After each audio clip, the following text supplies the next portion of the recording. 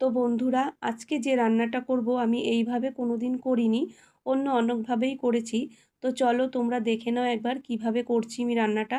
তো প্রথমে একটা কড়াইতে কিছুটা সর্ষের তেল দিয়ে তার মধ্যে জিরে, গোলমরিচ, আদা, রসুন, পেঁয়াজ, টমেটো, কাঁচা লঙ্কা, শুকনো লঙ্কা সব হালকা টেলে নিয়ে বেটে নিলাম।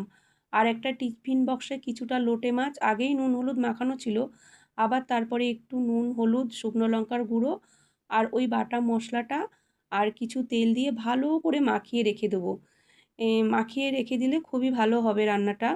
তো যাই হোক, মাখিয়ে রেখে দিয়েছি। আর একটা কড়াইয়ের মধ্যে কিছুটা জল আমি আগেই গরম করতে দিয়েছিলাম একটা স্ট্যান্ড বসিয়ে। তো তার মধ্যে আমি টিফিন বক্সটা বসিয়ে প্রায় 20 মিনিট মতো একটু রান্না করে নেব।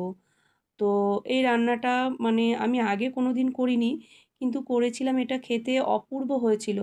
তো যাই হোক, টিফিন বক্সটা নামিয়ে নিলাম, হয়ে গেছে আমাদের 20 মিনিট। তো একটু দেখে নিই, খুব গরম। তো দেখো, দেখতে তো কত সুন্দর হয়েছে, কিন্তু খেতেও অপূর্ব হয়েছিল। তোমরা একবার বানিয়ে দেখো। আর লোটে মাছ থেকে তো জল গলেই, জানো তোমরা।